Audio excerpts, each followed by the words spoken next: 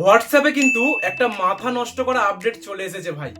আপনার mobile number ছাড়াই শুধুমাত্র আপনার হোয়াটসঅ্যাপের ইউজার নেম দিয়ে কিন্তু আপনাকে যে কেউ হোয়াটসঅ্যাপে মেসেজ পাঠাতে পারবে। তো চলুন দেরি না করে জাস্ট দেখে নেব কিভাবে আপনার হোয়াটসঅ্যাপে ইউজার নেম সেট করবেন।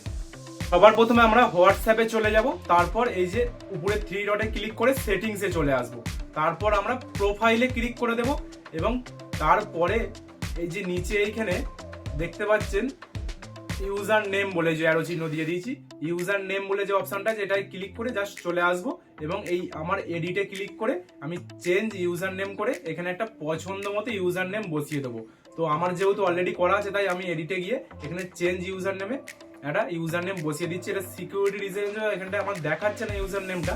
তো আপনারা এইভাবে কিন্তু ইউজার নেমটা সেট করে নেবেন। এই দেখুন দেখিয়ে দিয়েছে your change your user name, ঠিক আছে। এই যে আমার ইউজার নেমটা কিন্তু চেঞ্জ করে এই যে শেখর কোলে @শেখর কোলে 482 দেখতে পেলেন।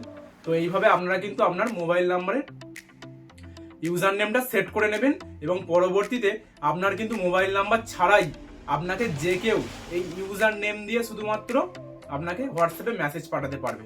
তো ভিডিওটা ভালো লাগলে অবশ্যই চ্যানেলটা সাবস্ক্রাইব এবং একটা কমেন্ট করে জানাবেন যে আপনি এই ইনফরমেশনটা আগে জানতেন কিনা।